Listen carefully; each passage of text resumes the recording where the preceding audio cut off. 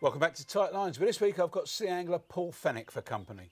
We've talked about how the freezing conditions have affected the sport around our shores, but it's also had a massive impact on all coarse fishing. Rivers have been just about the only places worth trying, and even then the sport has been seriously tough.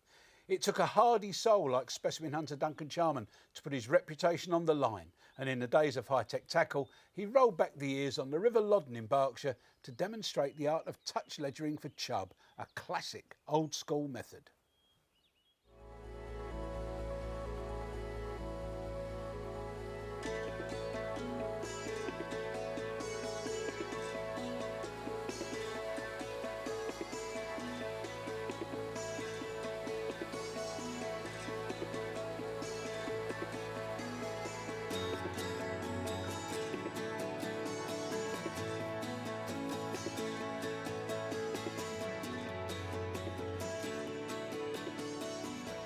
Okay, I've just got to the river now, and the first swim I'm actually going to fish is just behind me on the back end of this bend. As you can see, it's a classic looking chub swim, loads of overhangs, plenty of places where they can actually hide out. As you can see, we've got loads and loads of snow on the ground, about 8 inches today.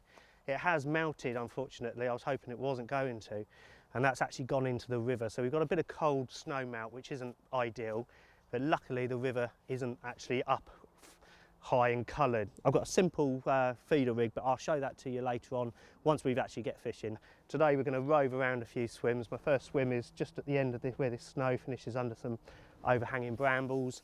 Hopefully drop a bit of bread flake down there and get a chub or two. Take a chub from one swim, move on. Go and find the fish today. You're not going to draw them to you. So yeah, hopefully we'll get a bend in the rod and it'll warm us up.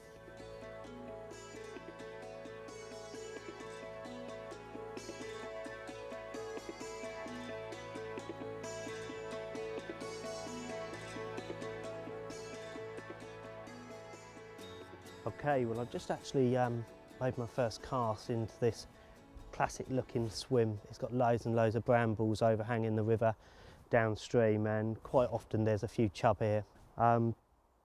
Strange as it might seem, but I'm actually not using a quiver tip rod. I'm actually using a little 11-foot float rod.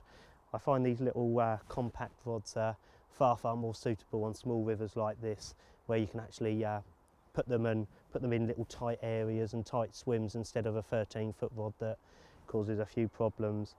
As you can see, I'm not actually, it's not paramount that I'm looking at my rod tip, because I'm actually touch ledgering, so quite often, I think I just had a little knock then, quite often you'll feel a little tremor through your fingers. Your nerve endings of your fingers will actually tell you and alert you to a bite. Quite often the chub would just suck it in, just tap away. I'm using a 6-pound main line through the rod, which is more than adequate for chub. A big bait. What I like to see is a chub hasn't fed for weeks and weeks in this weather, so it doesn't want to actually exert too much pressure in chasing maggots around the river for very little reward. It wants a big bait, and a classic chub bait is a big lump of bread flake. Obviously a piece of bread flake is a big old mouthful, but then chub have got very big mouths, so don't be afraid of using a size 8 to size 6 hook. This is a barbless hook, obviously within keeping with club rules. And just put the hook in the middle and then just squeeze it around the eye of the actual hook, so you can actually just see the hook coming through. This is a 1 ounce cage feeder. It's slightly bigger than I would rather or normally use, but then we have a bit of extra flow in the river. I can go right down to a small 10 gram, I think they are, little cage feeders. I'll show those to you later. You just want a feeder that's actually going to hold bottom. Don't push your liquidised bread too hard into a feeder. You want that to explode out pretty quickly when it hits the bottom. Pretty irresistible to chub at any time of the year. And we're just going to drop it down close to those brambles. Wait until it hits bottom, and then try and just hold the rod and just keep the rod tip as still as possible. Although that's quite difficult with the robins jumping up and down on the rod. Quite often I say, once your coffee's gone cold and your feet are getting a bit chilly, then it's time to go.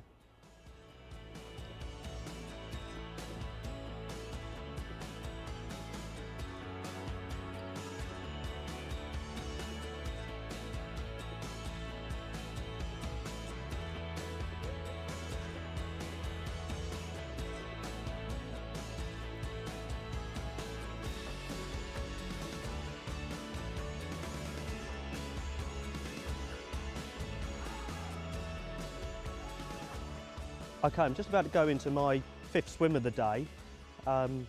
Unfortunately, in the 4th swim, which was my banker swim, I missed three actually good bites, and the obvious thing was I was using a slightly bigger feeder, an ounce feeder, and normally I use these tiny little cage feeders. I'm not sure whether this small cage feeder is actually going to hold bottom. It's not a bad thing to actually trundle a bait across the bottom. And the other thing I did do was I had an 18-inch hook length, so I've dropped that down to about 12 inches.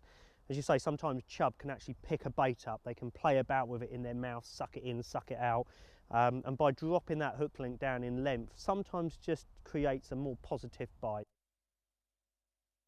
Here we are in the 5th swim, and at long last I've managed to make contact with a chub. It's a good fish, look at those lips, hook's just in the actual mouth, so not the biggest chub in the world, but a long lean chub, excellent. This one's a right old warrior. It's been about a little while, just to prove, get out in the cold, use bread, rove around, keep moving, and eventually you will get rewarded. Little knock then, did you see that? Just a tiny little pull that was, just a little tremor and then a pull.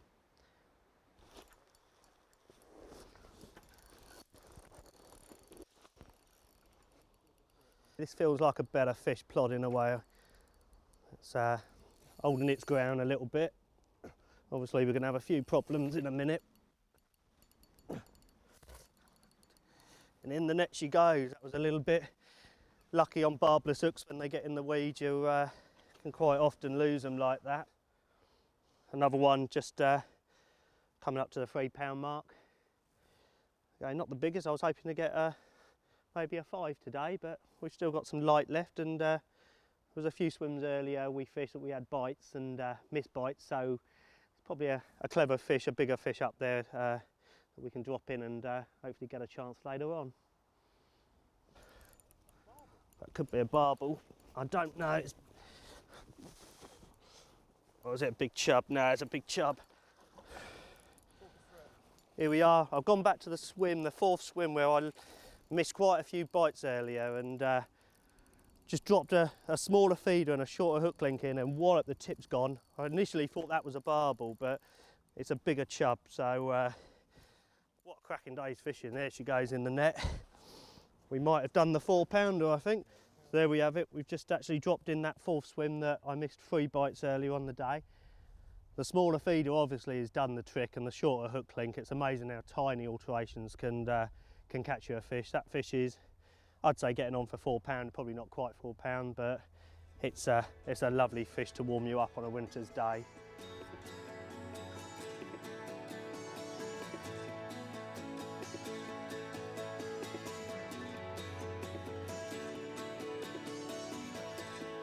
Well, I'll tell you what, mate, if a bit like that don't inspire you to go fishing, I don't know what will, because I thought that was fantastic, especially seeing that barn owl and the heron and the blue tit and the robin on the rod while you're holding it. Oh, that's